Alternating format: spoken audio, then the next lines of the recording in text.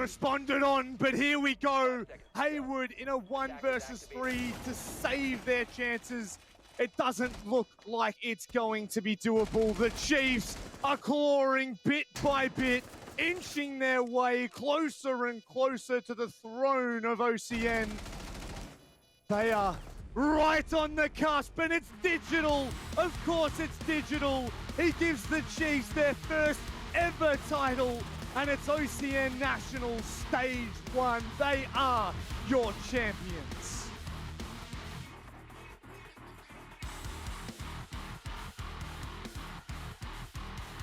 Welcome to OCN. Winning Stage 1 definitely has been a bit of a uplift in spirits after our disappointing year last year. We put in a lot of time to improve our in-game performance as well as early game performance, how we prepared for matches. Before the start of the last stage, we took a different approach to the game. We had a look at things we felt like we were doing wrong in the way we were practicing, and we just try to make everything that we do in and out of the game as efficient as possible. We changed up our role structure in-game, heading into the 6 Invitational qualifiers. After a brief run there, it looked promising, looked a lot better, but heading into the Stage 1 of OCN and Apex South, Fisher Guy IGL became available after his previous team disbanded, and we felt it was just an opportunity we couldn't pass up. So we made a roster move, brought him in with about 2 weeks notice, and we ended up winning OCN Stage 1. I think me joining the Chiefs, they sort of all knew that I was going to be dead weight, and there was a really big responsibility for all 4 of them to step up and really start carrying me, which I think they realized and managed to pull off pretty good. The way we incorporated Fisho into our team was kind of giving him that freedom. We allowed him to come in and be the IGL of the team and have freedom over how we play. I think bringing in Fisher Guy as a roster shakeup prior to the season starting was definitely a huge part of our reason for success. He did bring a lot of new ideas in game and out of game that helped us, but I think everyone played their own part towards our success in Stage 1. I think all the players were already really skilled and talented when I joined. I think just giving them the freedom to really shine. The reason we succeeded in Stage 1 is just everyone put in the time, everyone put in the effort. There was a lot of hard work from everyone behind the scenes and just showing up on game day, week in, week out. Eventually, we did get to a point where we were burning out, but it all paid off in the end. Winning the first stage was awesome. I've been working towards winning OCN for such a long time, and I finally did it, and it feels awesome. So the secret to our success, I guess just making sure that everyone's ready for anything on game day.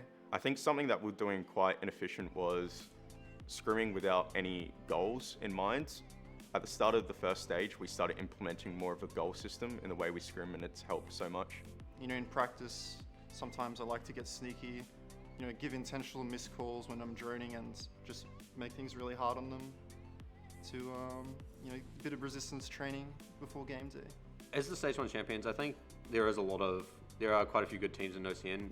It's a competitive league. Yeah, pretty much every team, I reckon, across the board seen a pretty big improvements.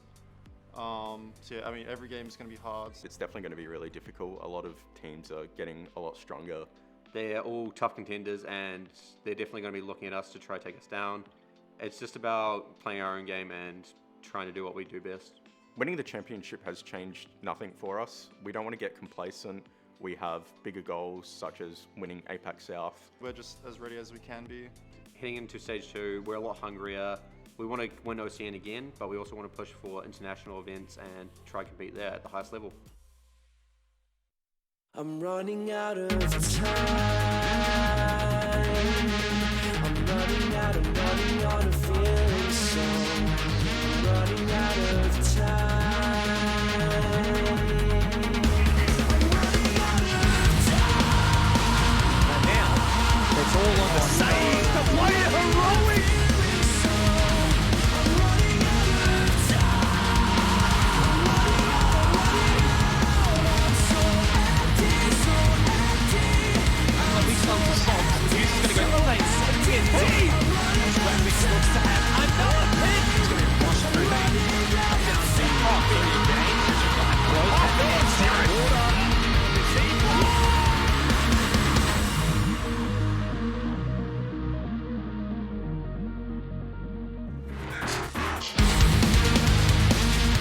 to our favourite, we're back to your favourite, we're back to everyone's favourite broadcast of the week. Oceanic National Stage 2, we're kicking off with Playday 3 here, Dev, and of course, if you didn't know who we are, Manic and Dev are going to be running you through all of the action. He's actually on that side of me, sorry, I do realise it's not mirrored as much.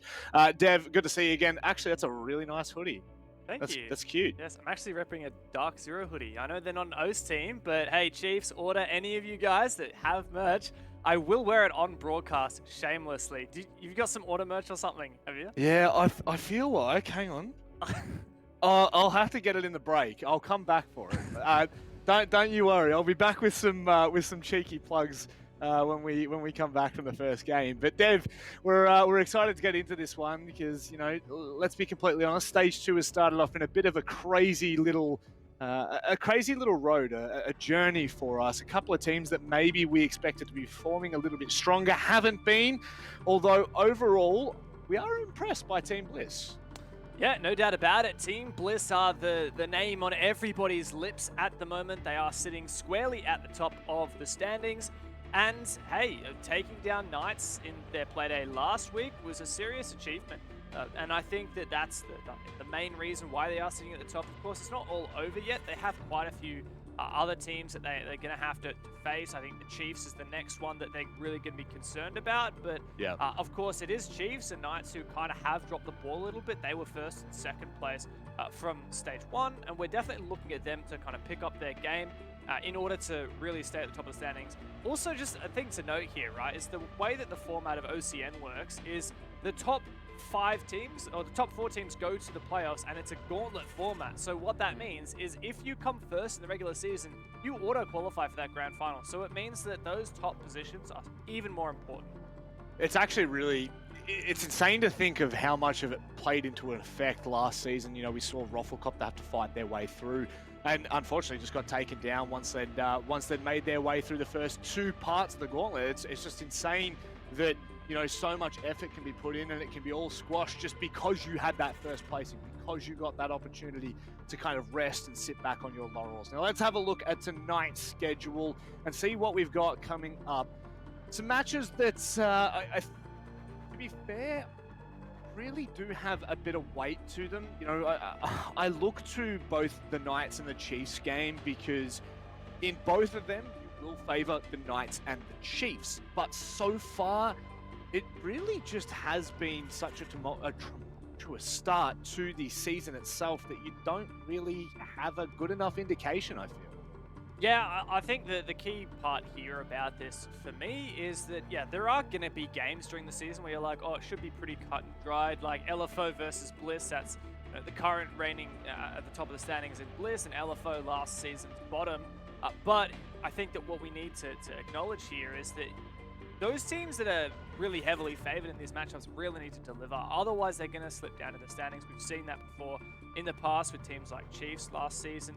And of course, LFO, you know, particularly looking at that final game, is very much rejuvenated. Of course, they will also be playing against Jigsaw, who left them for Bliss. So that's going to be an exciting storyline there. We've got Auto Wildcard, which is a rematch from, of course, the historical game that we showed before the stream started. But also, they played each other literally last night in APAC South, and Wildcard just showed us a treat, a real great hint of this new wildcard. So overall, I'm keen for the matches we've got tonight. There was a peek behind the curtain of what we can expect. Let's hope that it keeps up. Let's have a look at the predictions and dive into maybe what the supposed analysts think here. Who's currently leading? It's actually Sky out in front by 1 on, what pick was it last week? Was it the Bliss pick? I think it was, because Bliss did win, obviously, last week. He does seem to have a lot of faith in Bliss. Me and Ducky going for the LFO pick. I know it's a bit of an upset. I figure Bliss can't beat everyone, right? So they gotta lose at some point. Oh, I just realised I've gone Roflcopter here. Hang on, surely that's a troll. Oh. Who's trolling me? Ducky, are you trolling me? Oh no, this Hey. is not good. No, I did pick them. Oh, this is not good. I mean, I think that you could kind of play this off. Roflcopter did actually take down Knights in stage 1, and Knights was the first major team that Roflcopter beat. So hey, we could see them surprise once again. You have a feeling for order. that so? I mean, you've got the general consensus with the two worst casters in the world, so I'm Honestly, pretty disappointed in you. I don't know why I went order. That was a dumb pick. I should have gone wildcard.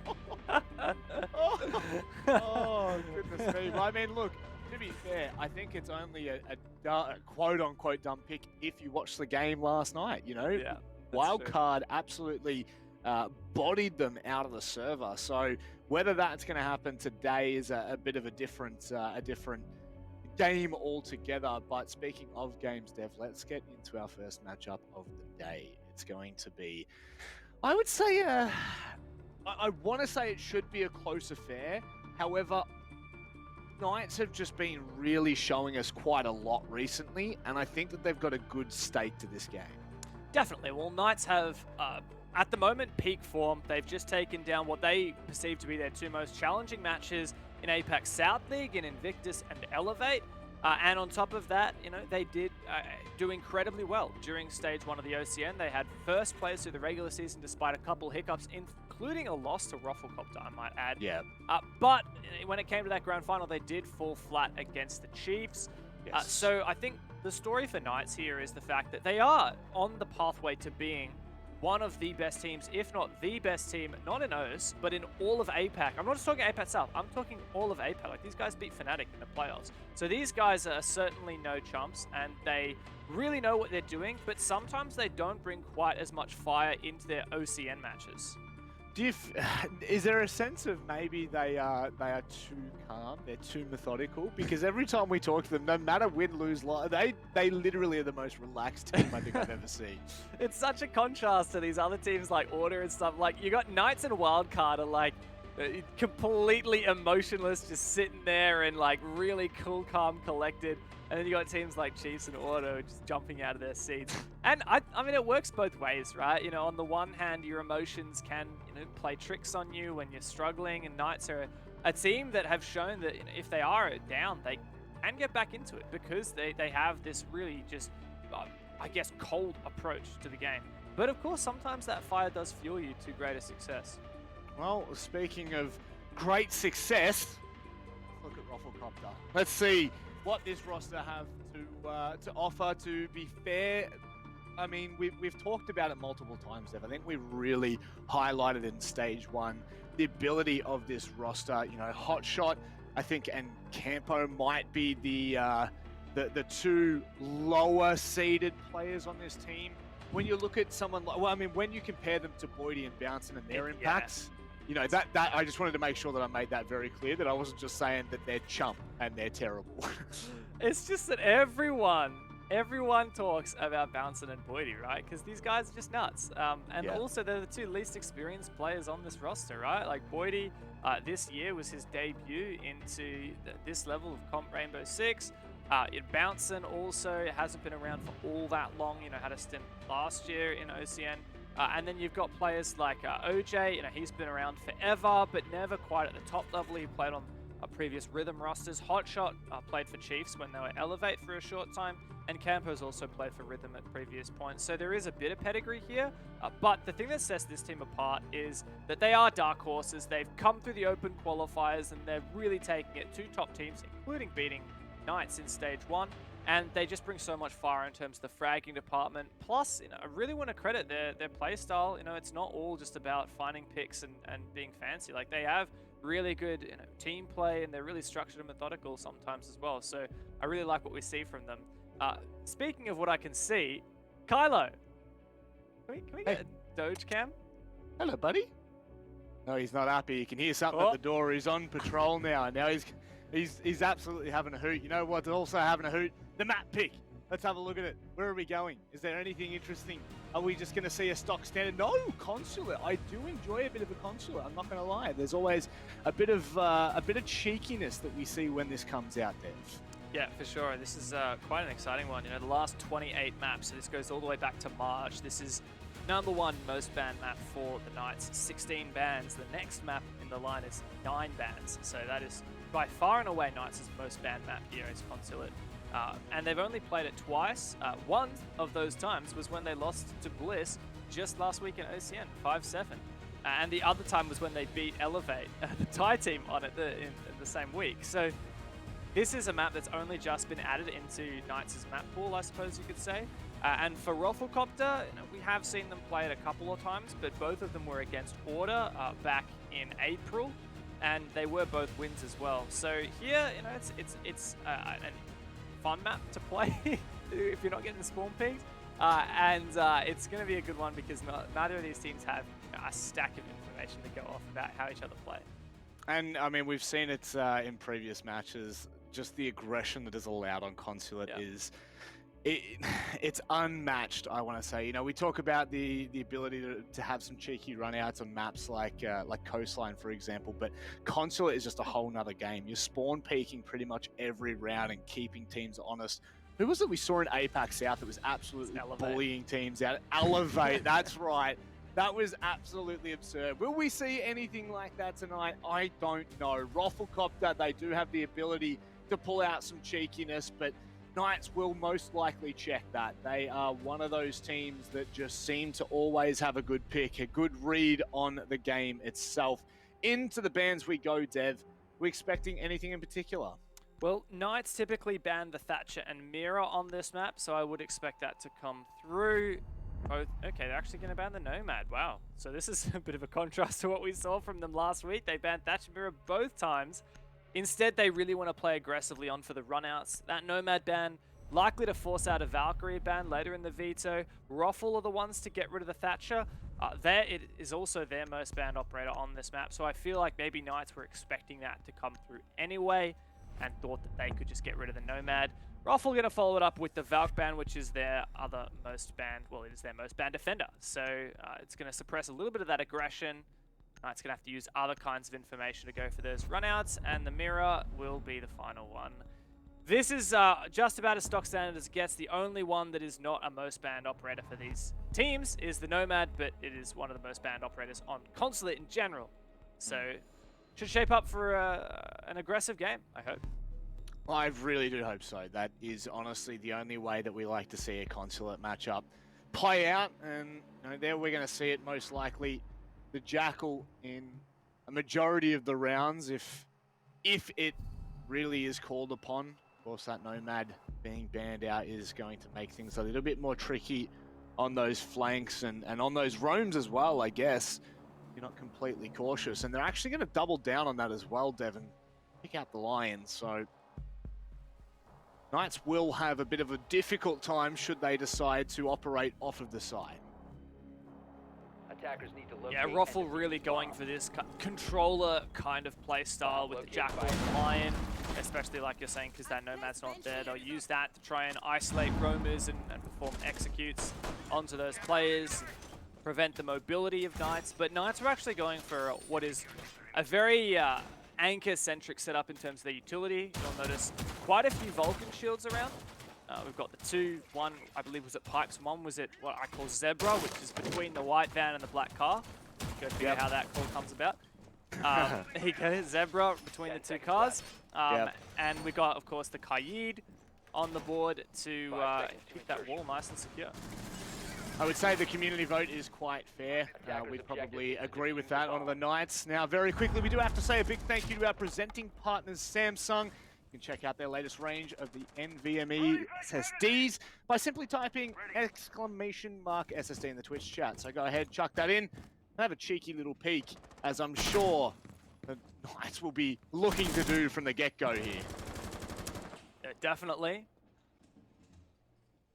Hayward is on for a roam up in admin. So for Knights, instead of hard committing to this roam, just a loose one. That's exactly the kind of playstyle that RoflcopterGG has set up to counter. That's a C4. It does a good job of taking down Bouncer. that most definitely is a C4. Unbelievable. Sage will find the second pick here. Nade over the top. Attackers have dropped the bomb diffuser.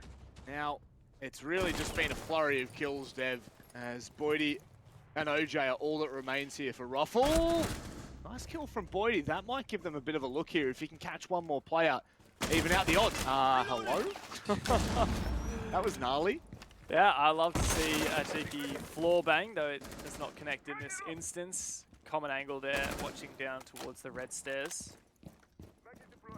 Difficult position to salvage for these two players on the attacking side.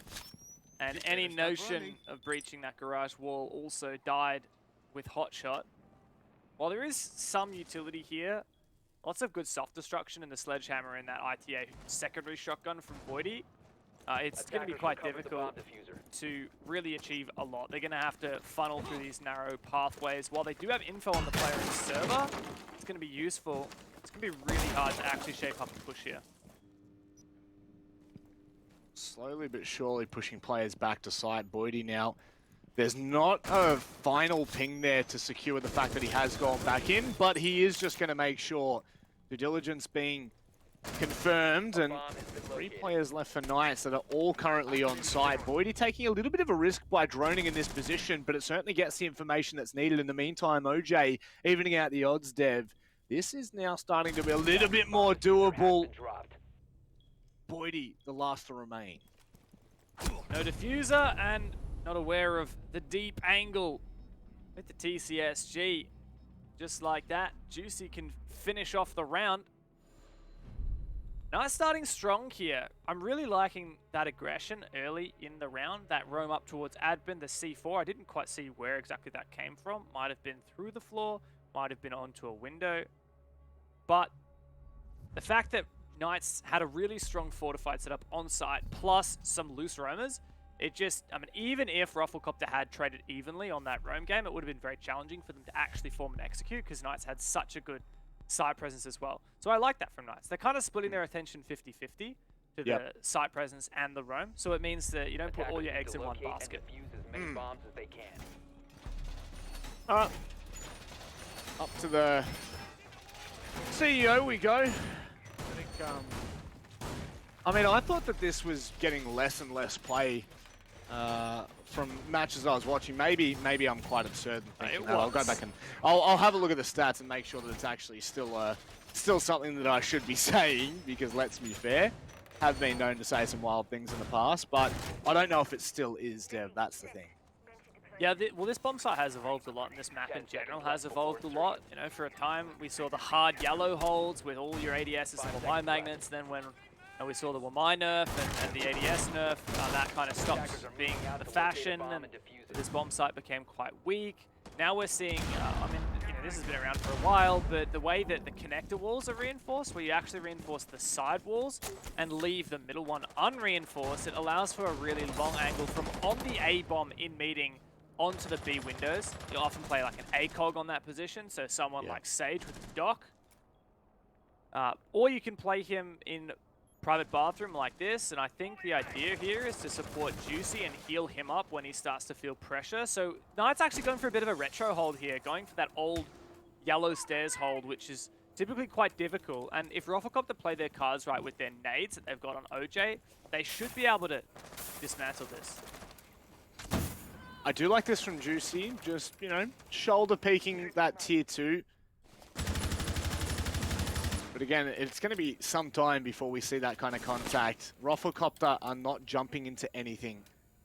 And on the back of that, it does mean that as they start to shape up, time will be of the essence should it come down to it. OJ now in the window means Juicy can't really afford to play as bold as what he was. Nice little smoke. That might actually allow him to do something, but it looks like it's going to be pretty relaxed for now. That is a lot of utility being dumped on Yellow here.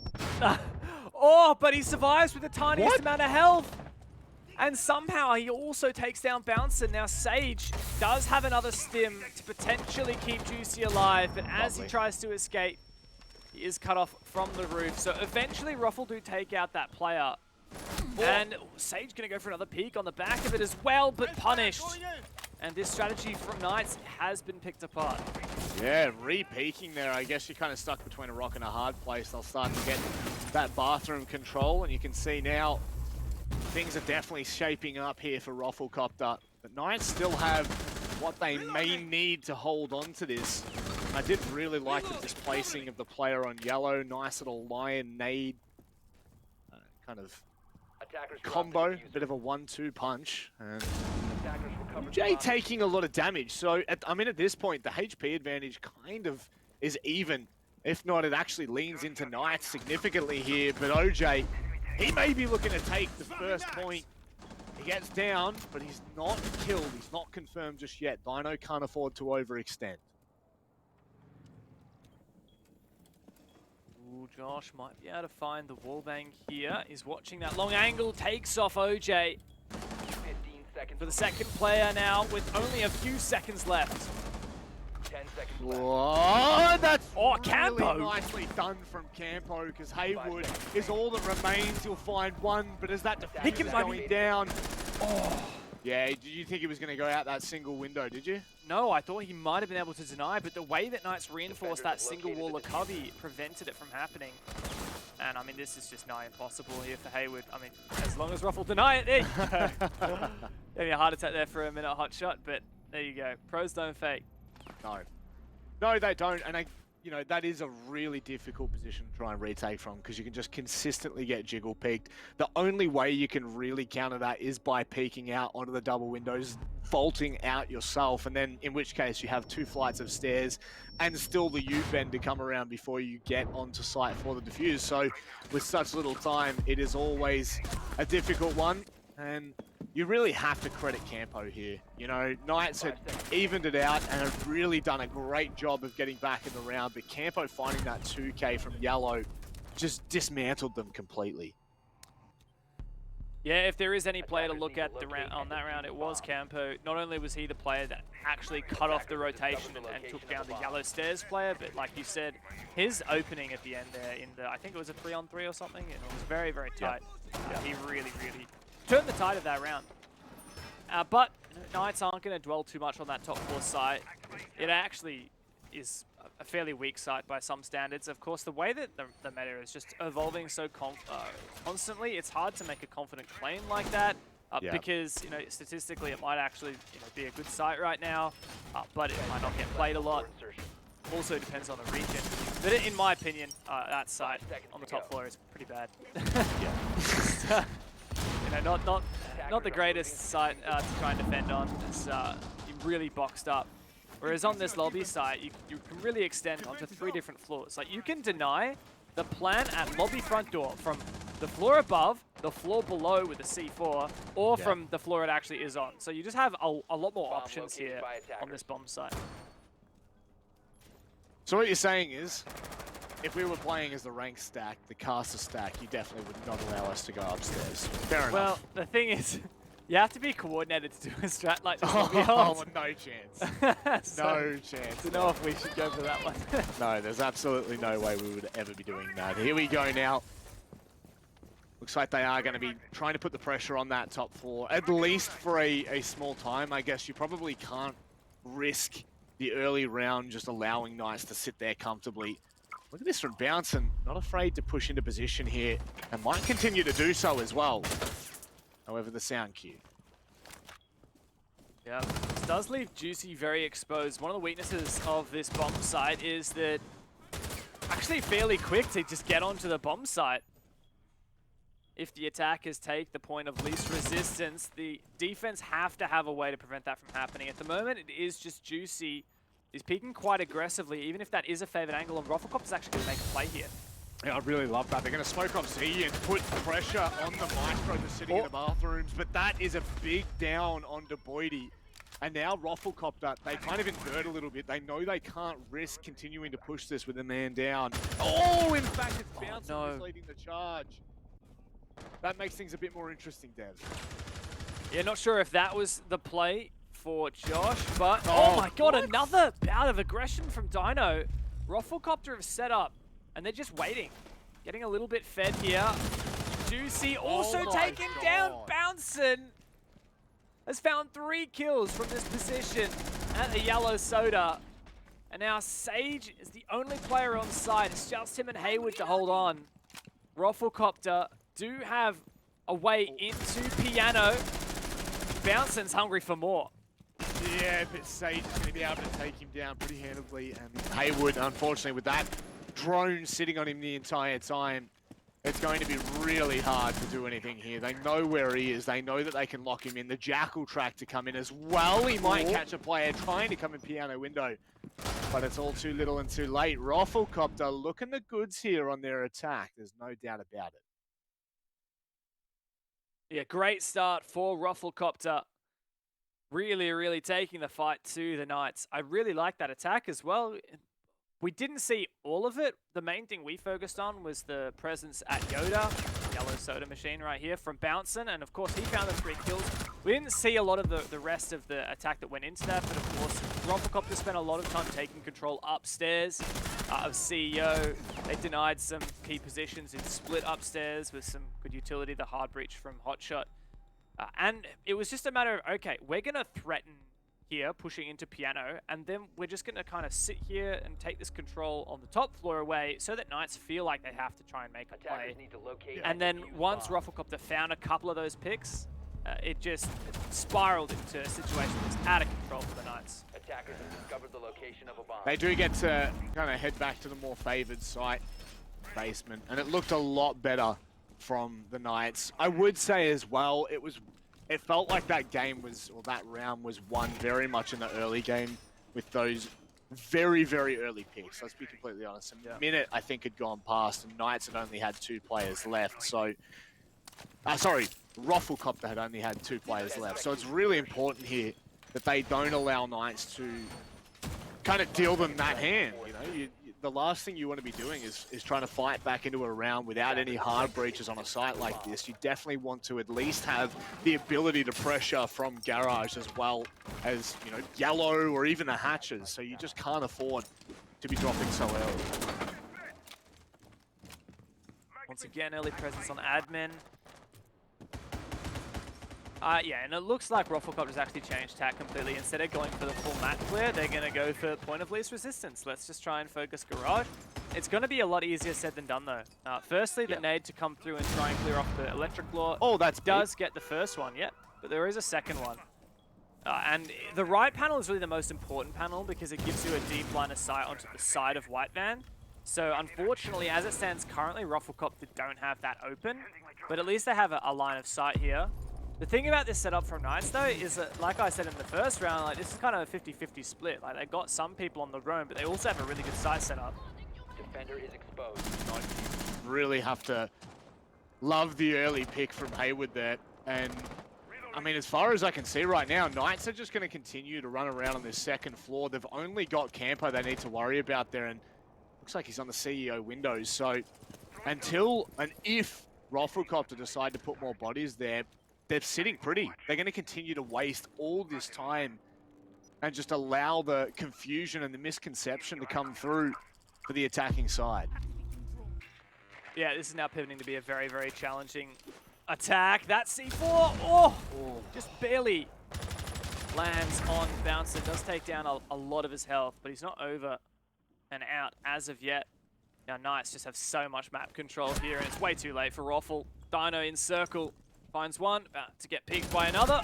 Does land it, just barely. And now, well, Knights are just once again spiraling away with this. Campo, you see him on the ground! Take him down! Oh, Dino! Stop it. Hot shot, the last to remain. Now, I'm going to very quickly bring this back here for Roflcopter. They had 1 drone left by, I believe it was about the minute 40 mark. I'll go back and have a look at the replay, but I believe that was how long they had to go without a single piece of information. You could see that's why they were dry peeking over and over again on the Dino.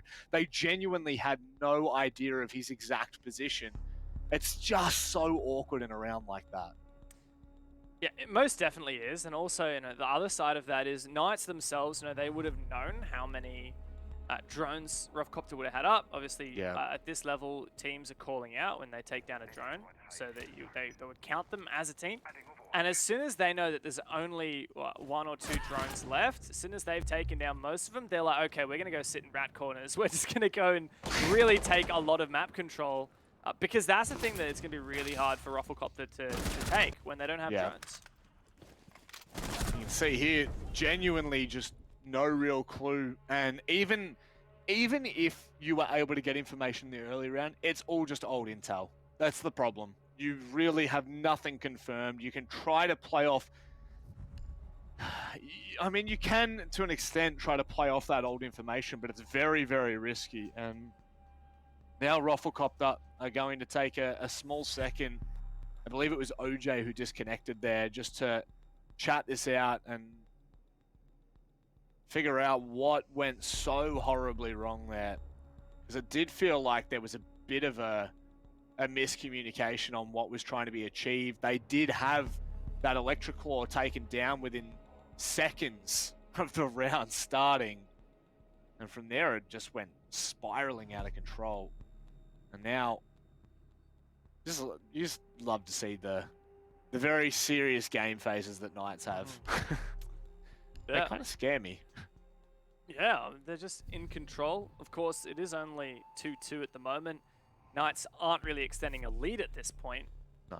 Roflcopter have shown some strong attacks onto console and lobby, and that's really what's going to be telling it. Knights, they're not able to play Garage again. So even though they've won that twice, they're really going to need to show that they've got some prowess on these other bomb sites. Otherwise, they are going to lose this half. Defenders, protect your bombs from being defused by attackers. I feel like there's a conversation to be had here. If you were Xenox and I was Guz, or probably the other way around, due to the nature of how good looking Xenox is. About Oregon, you know, the old Dawn conversation. Yeah, I knew you were going that direction. Yeah, there is definitely a conversation. I mean, to be fair, it probably reigns even more true here. If you can't find a third, if you can't find a second site out of the 3 that are remaining, you know, you've got Lobby, you've got Archives, and you've got CEO. You are in serious trouble on Consulate, because the amount of struggles you are going to come to when you head to your attacking side, it's not to be underestimated whatsoever. And Knights may well be met with that full truth if they're not careful.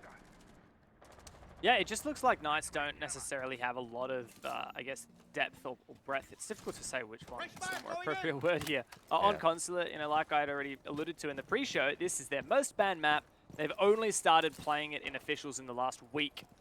And, yeah, it's clear that Knights are good on Garage, but not so good on the other two sides. Wow, that was a C4. I think that's the same C4 that got them a kill in the first round. So the difference here, right, compared to the last Consulate attack, is that Roflcopter is actually going for an admin take instead of all stacking up around yellow stairs like they did last time. Also some changes on the Knight side. Instead of going for a smoke, they've gone for the Aruni. Instead of the Jaeger, they've gone for the Wamai. But it doesn't matter, because there goes the nade. Straight onto Hayward. That's really gorgeous. You saw 4 players from Roflcopter on the rappel there. That was incredibly calculated. 2 flashes and the nade to follow it with a perfectly timed and cooked one at that. Knights now have a decision that they need to make, and by the looks of that decision, it is completely forfeit admin in that side of the map. They just need to be careful that they do not allow and accommodate Roflcopter too much room. We saw what happened in the last round when they try to, you know, play for that 3v3. If Roflcopter get into positions where they can cut off rotates, it's very dangerous. Yeah, and that's exactly what Hotshot's doing, breaching the wall, covering top of Visa stairs. Josh is still running below, and he does have a C4, so if it comes to the late round, he can do some damage. Then I plant in either bomb site, presuming they have information. A bounce has just cleared that Banshee, nice and easy. So the new mechanic where it opens up when it's active. I feel like late round here, Roflcopter can rotate a player downstairs, so I don't actually necessarily think that Josh is going to get away scot-free. But of course, the next step of this attack is always clearing meeting. That's where Sage is playing right now. They've destroyed the desk, the upturned table. That means that Campo's position is really powerful, and there's nowhere for Sage to hide. So he is taken down. Things are looking a bit grim now for the Knights. Yeah, it certainly is exactly what I mean, it's kind of mirroring how we saw the first round play out on their CEO defense here for the Knights. They're going to have to play big. The Raw comes out one final time. Dino sits back a little bit here, Bomb located by hesitates and waits, knowing that Josh is underneath with that C4. That's a big piece of information that we now have that Roflcopter do not. That C4 should definitely be able to deny it, does do so. The kill comes in, but how good is the response from Roflcopter? They go deep, they trade out where they need to, and now it's a 2v3, Dev. Oh, but the play can be, oh no, just get stuck in time.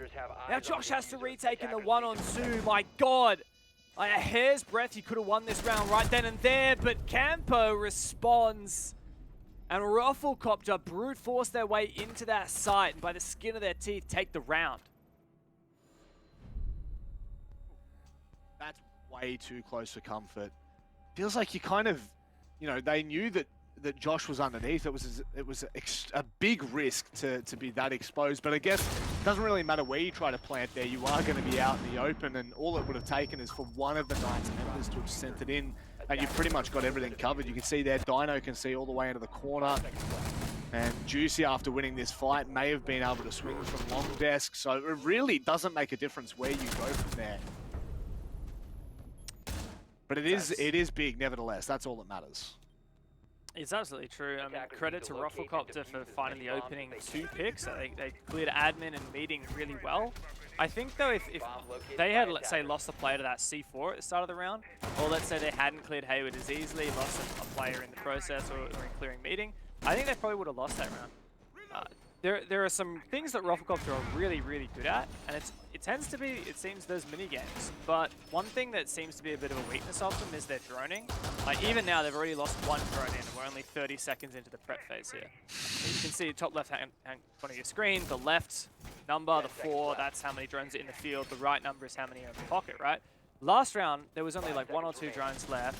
Josh rotated all the way through Visa, which there are so many places you can hide drones from Visa. It's such a staple place to put a drone because you can cut off so many rotations from there. And if Roflcopter had a drone there, then, well, Josh wouldn't have been able to nearly deny the plant. So there is a bit of a weakness exposed there for Roflcopter. I want to see if Knights can play into that and claw this back, go 3-3 on the half. It's a really great point. Multiple times we've seen it now, Dev, and you're smack bang on there. Within the last 35 seconds, there were only 2 drones that could give Roflcopter any kind of information. Where they were actually placed, we don't know. You know, that for all we know, one of them could have been in an abstract area that had no impact. But regardless, it will be a telling sign in this matchup if Knights can capitalize. And it's something for the viewers at home to keep an eye on. Top left, Dev's already mentioned. So it's a good way of kind of gauging what Roflcopter have, and there goes another one. So they've only got 7 left with 2 minutes. Now, you know, leaning into that quite heavily, it will really start to impact them in that minute mark, but they're taking a lot of control of this ground floor. How much that's going to impact them? That, however, that's big. Yeah, I mean, it doesn't matter as much if you don't have as many drones up if you have a numbers advantage, because you can just brute force with manpower. And that's something that we've seen quite a few times from Roflcopter, and they're always getting this man advantage. Well, like almost every single round they've had it. Actually, it's 3 for 3, funnily enough. But you know, the conversion of these advantages is really, really high for Roflcopter. Every time they've found the opening pick, they have won the round. Yeah. A damning stat. Damning stat nonetheless. Nice little settling of the dust before the chaos returns, which it inevitably will. Juicy now pretty much stuck in public bathrooms. I mean, for as long as they decide to sit on those windows. And just like that, bouncing, finding another, but a very quick trade from Sage. All off camera while, meantime, they set up again. I think that was a double run out from the meeting balcony. It's something that Knights do quite like to do, it seems. Actually lost them a game last week. Gambo's found another one, and Juicy's really feeling the pressure. In comes the repel. Juicy needs to land that kill. Not gonna happen. And wow, Hayward certainly has his work cut out for him. That said, does have a good position to do so. Not a lot of time left, and OJ's actually going for a rotate, which means it's going to be not very much time on the clock. Roflcopter have to do this right, because Hayward has an opportunity here. Oh, Oh, this is so dangerous. The door's been left slightly ajar. Haywood now going to be dropping down lobby. Can he find the kill on the bounce? Oh! But he does onto OJ, who just gets off the diffuser. Surely he can't win a 1v4 Haywood! Dirty, nasty, disgusting, whatever you want to say. That is a much-needed round for the Knights, Dev. Defenders disabled the diffuser. Haywood with a 1 versus 4 retake clutch. And that is the half.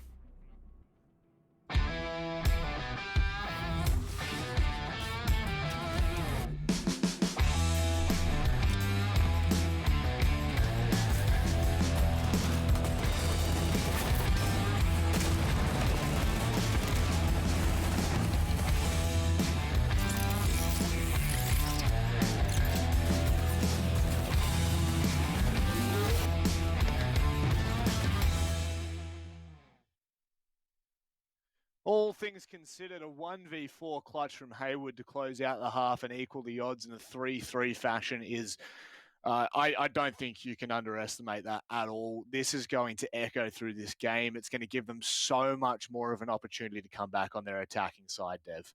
It's all about the information. There's so much information for Knights in that round. We could see constantly Roflcopter getting pinged out by the Evil Eyes on both sides.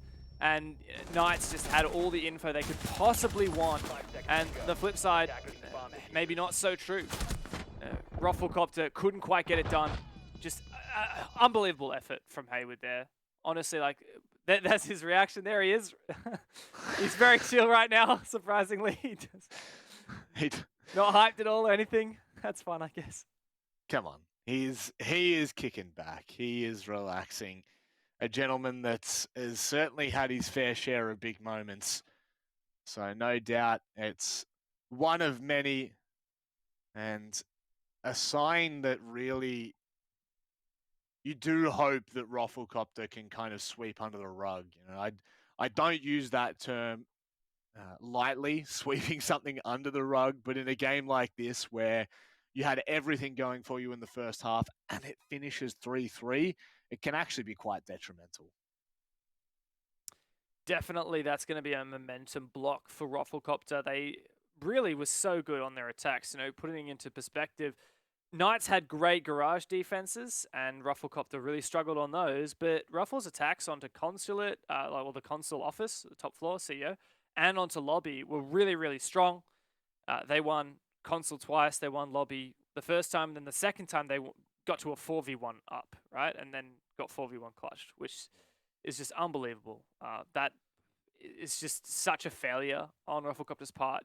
Of course, Haywood, a massive job from Haywood, and you know, I want to applaud him and make him the hero here. But if you're Roflcopter right now, you're not, you know, you're not saying that was Haywood. You're saying that you lost that, and that is really going to sting going into now their defensive half. Knights really did an amazing job of salvaging that. Appreciate you waiting around, guys. We were just waiting for Bouncin to rejoin after a small little technical difficulty right at the end of that half. Coincidence? I think not. Attackers No, need to I'm locate kidding. and defuse Not bombs. accusing you of Bouncin. Although it seems really fishy. No, let's not go into that. Let's not go down that rabbit hole, shall we? Let's see how Roflcopter decide to set this one up. No doubt this will be the site that they feel most comfortable on, and maybe something that, again, we'll talk about at the end of the match being a really important benchmark as to, you know, you must win your basement defenses, and then where you go from there, that's kind of where things can spice up a little. Yeah, I will be curious in the later rounds whether Roflcopter have a bit more success on their offsites. I would love to see it tell us archives as well, because I do rate that bomb site. I think it's really strong. But it's the one bomb site where you need to have a strat for it. Like, you can't kind of just off the cuff that one. Yeah. You can kind of off the cuff any other bomb site because they've just been around for so long and kind of people know how to defend them. Lobby less so. I mean, even CEO, at this level, you have to have a pretty clear idea of what you're doing on CEO because the attacks can be pretty ruthless onto that side, as we've seen so far. Yeah. But sticking into this one, I just want to know if there are any roamers, because it looks like Roflcopter's actually going for a 5-on-site kind of strategy. There's 4 players there on the basement. Where is old mate Bouncin'? He's on the top floor. Yeah, okay. Oh, of course. Like, Bouncin', he's got, like, he's physically incapable of sitting on site. So, Yeah. I mean, this is good. I think this is fine. He's going to just shoot drones, hang around upstairs. Eventually, he'll probably die. Hopefully, he'll take one player with him. And then the rest of Roflcopter have got a nice anchor set up on site. Yep. And it's the last player, if you're nice, that's the last player you want to be seeing running around, because we know that he's so cheeky. It is not a good sight when you find out that Bouncin' is on that top floor. So I dare say that they might just negate all of that pressure, Dev, and try to force the issue on site a little bit more so. Knights have a good operator selection to go for just a hard site push, but they are still droning out Bouncin', a repel on the CEO, I believe that was. Oh no, actually a player in split upstairs. What he does, open the hatch to allow Bouncin' to get back to site, but still a heavy public hold here from Knights, rather Roflcopter. Knights have to get a move on because there's a lot of plant denial in the late round, so they can't really risk going for a really late push. Firstly, they've just got to clear these claws off the wall, which is proving to be a challenge in its own right. They've got a drone on site, so surely the Rotero drones will be able to come in and play their full effect. And I mean, just like that, as we're saying, I don't know what it was that opened up the position there, but Sage has taken that with open arms, and there we go. The right side of the wall open, Dev, an important and pivotal part. Boy, that's disgusting. Juicy, what was that? I don't even want to know. Boydie has made this bathroom his own. He's put the engage sign on the door, and he says, "No one disturb me, I'm going to take a while." He's in it for the long haul. You know, he's going to grab onto something and hold firm. Because, I mean, that could well be one of the bigger plays of the map outside of the 1v4 from Haywood. Josh has pushed back from yellow stairs and still so cautious of what Boydie could achieve here. Meanwhile, on site, Sage has started to stick the defuser, but OJ swings for the free kill. Hot shot confirms Josh.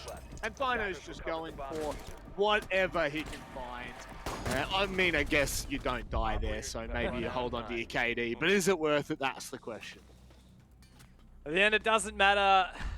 Roflcopter walk away with that round. Another very convincing one in their favor. And Patton continues. Garage seems to be an insurmountable bomb site for either of these teams to attack.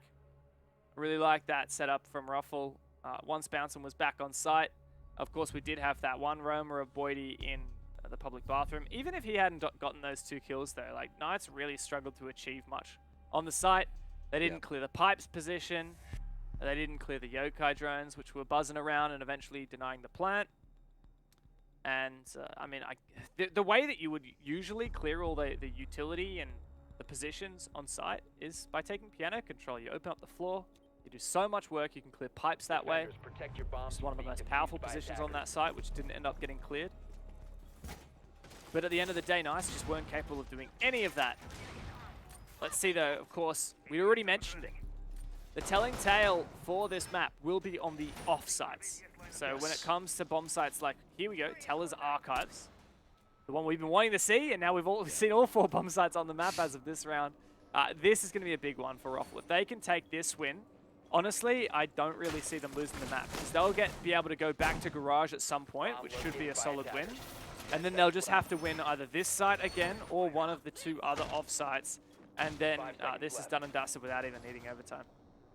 I find it such an intriguing site, you know, like it's the fact that you've got 2 sites on different floors and you very rarely, you know, hard stick the archive, sorry, not the archives, you don't hard stick the tellers. There we go. My God, we got there in the end. It's just such a dangerous kill box, which is, you know, generally seeing extensions upstairs into admin like we're seeing now from Boydie. Likewise, down in the basement, you're generally setting up those vertical lines straight up with, you know, a handful of C4s that you may be able to use for the later round, but it looks like there's only 1 actually, yeah, there is only one of RoflcopterGG, and that is on Hotshot, who's also on the pulse. So the late round deny maybe not going to play as much of an impact here, Dev.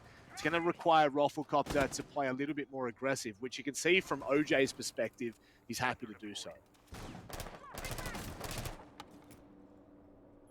Knights have taken Garage across. This is what's generally regarded as the most effective way to attack this bomb site. You don't want to go for Tellers, you want to go for Archives. Tellers is just too exposed.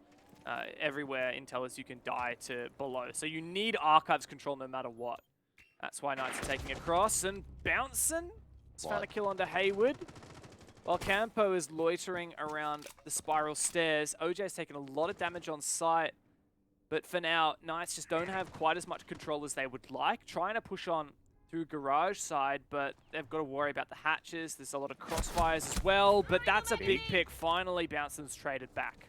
Yeah, a favorable pick. You'd be pretty happy because knowing Bouncing and how much he moves around, it's very crucial. Did Josh not just see Campo then? That is so unfortunate. A small little body and frame there would have been all it took, but Josh has no idea. And they need to be careful because Campo on this line could catch them out completely if they continue to progress, which they're going to. Dino has no clue, but very promptly traded. Dev, they're on site. This is big. My, what a play from Sage. He actually dropped through the Visa hatch, I believe. He has that diffuser. Josh has to cover though. OJ low HP, Boydie and him are going to have to retake. Love this though. They stick the plan early and OJ drops down, but cannot find the response that's needed. Knights, in a flurry of kills, in a fast-paced round, run away with it. I believe that was a 4K between Josh and Sage. Really, really well played there. Even though they did miss drone Campo, and that led to Dino taking a loss. Fortunately, the trade came through immediately by Josh. And so they salvaged that position. Sage dropping straight into sight. He had a good entry, as did Josh, and then just the perfect cover at the end of it from Josh, finding the final two. Really good stuff there from Knights. And RoflcopterGG once again left with some questions. You know, they've lost Teller's Archives. Do they go to the top floor? Do they go to Lobby? Or do they retry that site they just lost? Looks like Lobby is up for the chopping block. Defenders, protect your bombs from that it is. by attackers. And now we'll see what the difference between Knights and RoflcopterGG's hold is. Definitely, you know, the fact that Hayward was able to 1v4 is a scary prospect. One, for Knights defense, because if that's what it takes to confirm a 3-3 half, you are in a bit of trouble. But two, if we see similar signs from RoflcopterGG, where do we go after their basement defense? What do we see? How do they approach the last 2 rounds of the half? 10 seconds to go. It's not really a great position to be in. So if they can really lock this one in, be feeling a lot more safe and sound at home. Attackers are heading out to defuse a bomb. Speaking of which, Knights, OCN is their home, but it just doesn't. It hasn't felt like it for stage 1 and now into stage 2. Really want to see a bit more from them here. It's not that Knights don't achieve a lot in OCN, it's just that we have such high expectations of them. The fact that they lost to RoflcopterGG last season, or stage rather, and the fact they lost that grand final to Chiefs, that was below par for Knights. Especially now since they're in such hot form in Apex South, already taken down Elevate and Invictus. This should just be a cut and dried game for them. And if not, then I think that we are going to have some issues. Yeah, it's pretty... When you think about it, it's outrageous to say that they didn't hit the benchmark for what we thought they would achieve because they lost 1 or 2 games. Like, when you put it into perspective, when it's the like grand that, final, it kind of matters. The weight does have a little bit more to it. But let's turn our attention to this because it looks like Knights are shaping up for a bit of a lobby push. It slows down for a short second on the back of Josh finding that kill, but still they might be able to try and put pressure on here. Sage is just going to go for the plant. Is it being covered? It doesn't look like Ruffle have the answer. Oh, the drop down hatch just finds the kill. Bounce and doubles up, in fact. And now Knights are left in a really bad situation. I like the fact that Knights tried that, but yeah, Bouncing just completely picked it apart. attackers recovered I the think bomb. that the idea from Knights is the fact that Roflcopter don't have vert holes, so they would have to play on the hatch, and I guess someone was covering the hatch, but didn't do a good enough job, unfortunately. And I can try and plant. He's got a lot of angles to worry about. One on the hatch. Not going to peek him until he hears the sound. And Bouncing does. A 4K for Old Mate on the Mozzie. Jeez. That's literally a pixel away from Dino finding that and turning into a 1v2. Now that is much, much better signs for Roflcopter. It feels like Knights have almost given a freebie away in a game where you really can't afford to. You know for a fact that basement's going to look very comfortable when we go back there.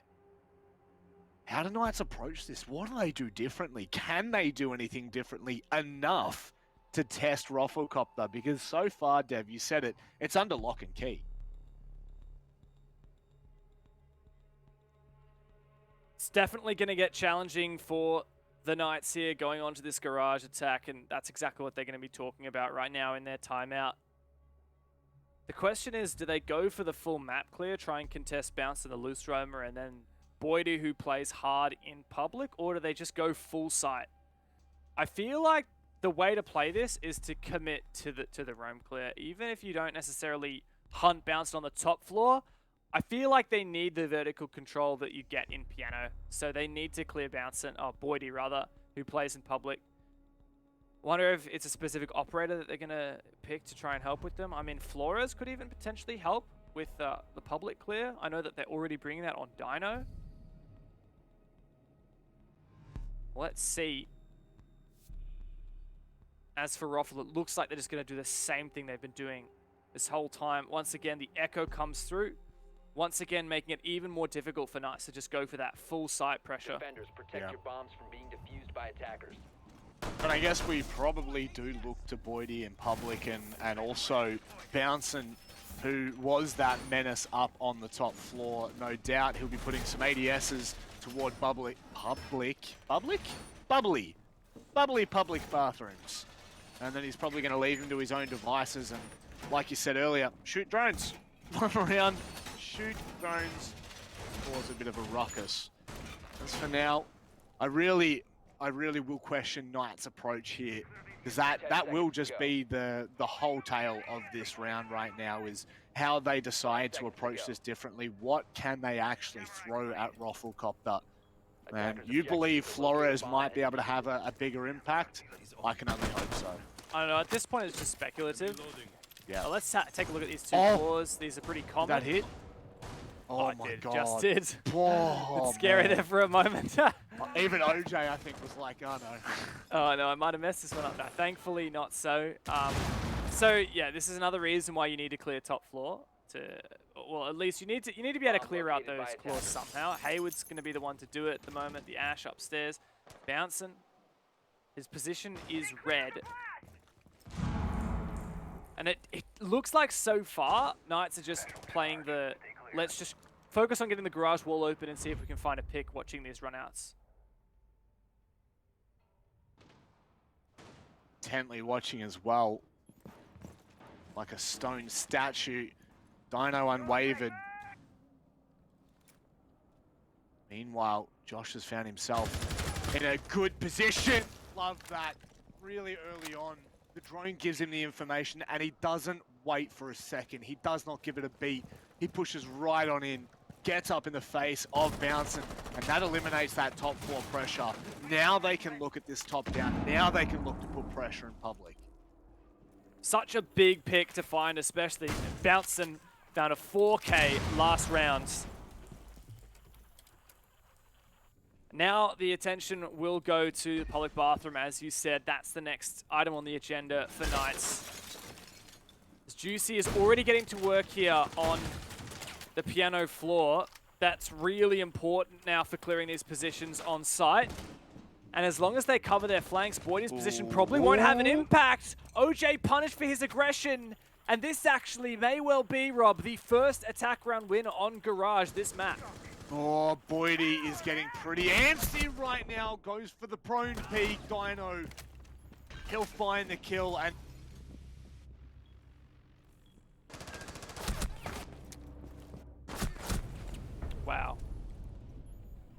What a round for the Knights to even up the scoreline, but oh so critically take on Garage and Cafeteria.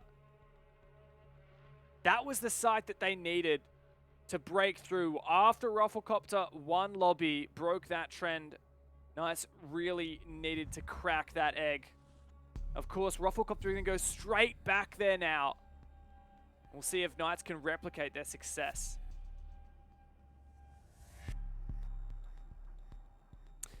My good friend Manic, at the moment, has just taken a snooze on the job. Really disappointed in him, honestly. Just having a technical issue. He'll be back in just a minute. Until then, let's have another look. The way that Roffle are going to change things, the main operator change that we're looking at is the Vigil coming through. Also got the Mozzie as well, Rob, here. Yeah. Still sticking that Echo and Smoke, so trying to invest a little bit into the site presence because they know that Knights are tempted to go for that if they think site is too bare. Yeah. But I think the main difference here for Roffle is just that they want to invest a little bit more into that roam game. Yeah. Do apologise. When Knights win a round, I sleep, but when RoflcopterGG win a round, I tell you what, I'm muffing about. There's a good Shaq meme there. There's something in the content here, but very quickly, it is vitally important that RoflcopterGG, they absolutely cannot let this slip. You know, the fact that we've already seen one round loss, it definitely leaves that door completely open for Knights now to take this win, and not only take this win, but also in the fact that, you know, you really do want to be able to confirm this outside of overtime. You don't want to be dropping points to the dreadful overtime. It would just be, for either team right now, it wouldn't, I mean, it would do justice for us. We would think it would be fair, but I'm sure it would be incredibly frustrating to have pushed it this far, to have really tested the limits, and then to lose a point to OT, which, by the way, I actually think is a great system. I will just put my hand up right now and say it's a great system, because it actually rewards teams. Speaking of being rewarded, again, Josh taking down Bouncer. Attackers have dropped the bomb diffuser. That's so critical, isn't it? Bouncing's just always that impact player for RoflcopterGG, except when he dies early. And that's when the propeller really starts to slow down, spin out of control. Nice aggressive peek from Campo, but Dino gets the better of him. This may well be match point for Knights. RoflcopterGG are desperately trying to grip onto something, but the Knights are perfectly reading into this aggression and taking this round away from Roffle. Not only that, you know, they've got the walls open in the garage. They can now sit pretty and play for this. They don't need to do anything overly complicated. They can just send it in, get the plant down. Now, whether they have the utility to do so, they still have two smokes up here. Boydie looking for a flank. He's been read. Nice. This is what we've come to expect from them. It took them a little while to start going, but I tell you what, once that engine is warm, Dev, there is no stopping them. 1v5 for Hotshot. Side white van completely cut off, and that is a flawless round for the Knights to take match point against RoflcopterGG. Bit of BM in the hip fire there as well, on top of everything. I mean, really, truthfully, where do you go if you're Roffle? Because right now, the Knights have done an incredible job at dismissing your roam game. You know, 2 rounds in a row, Bouncing has had 0 impact, which, to be fair, has been the game changer in both the defensive rounds for Roffle. So now what do? Do we go back basement? Well, technically, we kind of are. We're going the Archives Towers defense. And maybe they see a little bit more confidence in that due to the fact that Knights really had to play quite strong to find those trades that gave them a look into the round. But it still just begs the question, what has happened there? Is that just a complete misplay from them? In terms of the garage, I really think that was just Knights stepping up their game. They really read into the RoflcopterGG playstyle onto that basement site. Once that they really nailed into looking for those the roamers and really hunting the roamers. And instead, like, the first round, like, Boydie just found a 2K from public bathroom. And the entire round fell apart from that because Knights just didn't have map control. I think that Knights addressing that roam plays into their strengths. They are good at I guess, doing the legwork. 5 seconds to go. And they're going to have to do it once again here on Archives. Now, this was won by the Knights last time. Locate a bomb and defuse it. But Roflcopter are changing their strategy up a little bit. They've got Hot Shot on the Pulse M1014 shotgun. And the other big change is the fact that we have the Kaid in through from OJ. Now, that might actually put a stop to the play that Sage did last time, which was dropping the Visa hatch. So I think that's a good read from Ruffle.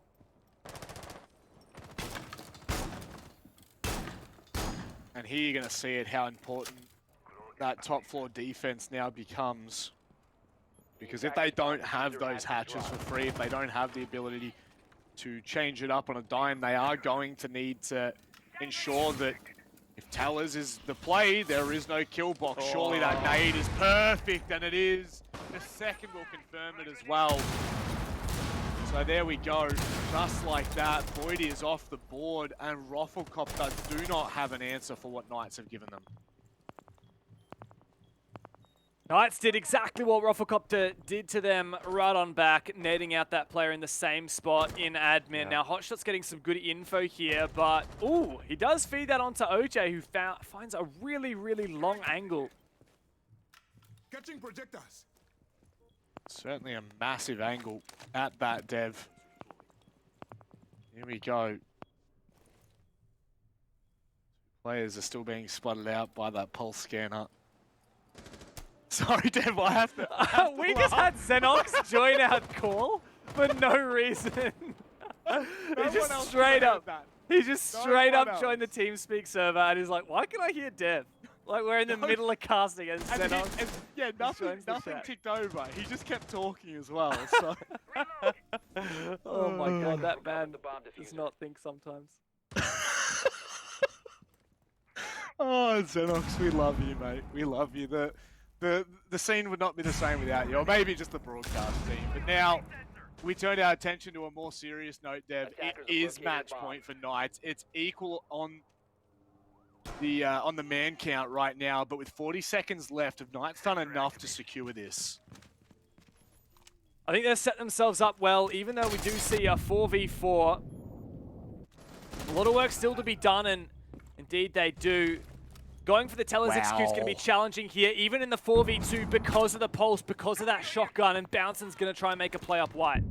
Oh, he has been concussed to a short extent. The C4 doesn't pay off. Bouncing gets caught from above, and Hotshot, how good are you? You have to go Haywood, you have to go nuclear, and it doesn't happen. The Knights confirm the 7-5 victory over Roflcopter. A hard-fought game at that, but one that they very much needed to put on the board, and they have done. A great game nonetheless. Excellent showing from the Knights. They are in peak form, and they've taken down Roflcopter, fought back, got their revenge from last stage. A big win here for the Knights. They send Roflcopter packing, take the full 3 points. Certainly true. And I guess that's actually the other good and glaringly obvious point of that. 3 points. Not only the win, but the 3 points as well. And when you were looking at that half, you think about the basement defense and you stop and take a beat and say, that was just insane, the fact that, you know, Roflcopter weren't able to come back. But then you do look back at that first round, and it really took Boydie, like you said, on the heroics of that 2K to really give them a look into it. So at the end of the day, Knights have really shown us a really solid attack on console. They certainly have leveled up their attacks on console, especially as that is the map that they lost just last week to Blitz. They didn't even get a single point for that game. Today they redeemed themselves, take home all 3. Really great attacks onto that garage defense bomb site. Also their defenses, the way that they countered the drones really effectively, they just minced through Roflcopter's drones. Like, Roflcopter never had drones. The Mutant Mozzie was really effective. Like, that game would have actually been over faster had we seen that almost round from Josh flanking up when he almost denied the plan. And then there was this. I mean, this has just got to be one of the plays of the entire stage so far. 1 versus 4 retake for Hayward. Absolutely outrageous. If not for that play, we're in OT. Maybe even Roflcopter to close this out. Maybe. This has just been such an entertaining game, I would have to say. You know, a really, really closely contested fight. And it does just go to show that experience really can pull you back from those moments, because you have to remember, Knights kind of just threw a Hail Mary in that round on Lobby in their attack and ended up giving Roflcopter the opportunity, should they have converted their basement defense, to lock this out and close it. But they just weren't able to do so. The calm and composure of Josh, tell you what, talk about a moment that you need to be stepping up. Absolutely on point. Yeah, Josh really stepped it up in the final couple rounds. He found the opening kill onto Bouncin, both of those ladder garage attacks, and that was so pivotal because Bouncin was such an impact player. Even though he wasn't the highest fragger, that did go to Campo. We did see Bouncin's multi-frags just leading to 1 rounds for Roflcopter. So I think in terms of the stage of the season, this is a really exciting moment for Knights. I know that they're feeling like they're hitting peak form in Apex South, but OCN, they do tend to drag their feet a little bit.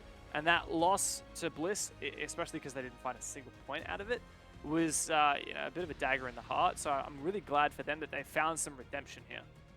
And the crazy thing is, you know, we look back at the season that they had last stage, I should just say, and they didn't start the greatest, but they ended pretty strong, bar the playoffs. So certainly something to look a little bit of a preview behind the curtain and into the future, talking of which we do have Juicy ready to talk a little bit more about what's happened in this matchup, because by all prospects, hello and welcome. But secondly, it was a pretty close match. There was an opportunity there for Roflcopter to take that. I just have to ask you, those basement attacks on the second half of your attacking half, they were really strong. Was that something that you guys had cooked up? We just talked about it in the attack, realized we could, full clear the map. They were going to give us opportunities to, get early picks and, with good droning. I think our early round droning is pretty strong most of the time, so find a couple of places where we can get inside and, capitalize on that. And then for Garage, it's fairly hard to get back in the round, I feel. You have to make a play, so I don't know. It's just structured from there. Yeah, for sure. Now, I do want to touch on your defenses a little bit. You really, really seem to struggle on the bomb sites that weren't Garage, so maybe you can talk a little bit what happened with going through, CEO, Lobby, and how you managed to eventually find a win on that. I think it's just defense in general. That map's a bit harder than, the attack. Like, I always think the Consulate's an attacker side of the map, and you got to do something a little bit special. You got to go out there and win your defenses. You can't just coast through them and just your strat won't win you the round. You actually have to win it. So if an attack's done well, then it's always going to be hard. So I think we just Garage is a little bit more prepared, and the ladder is a bit harder to get through. Now, we've been talking about, in Apex South and both OCN, that the skill discrepancy between the teams is starting to shrink a little bit. I'd love to get your opinion on this. I know that we've talked about it in the past, and a lot of the times that we talk to you guys, the Chiefs, Wildcard, or even Order, there is the conversation around the fact that, you guys are playing that one extra game, and by all means, that is a much harder league to be playing in. But do you feel like teams like Roflcopter, Bliss, even Rhythm to an extent, are starting to close that gap that we used to see that was so prominent back in the day? I think it's certainly, closing every stage. It's, teams are getting better the more exposure they get, or the more, scrims they get with better teams being out here.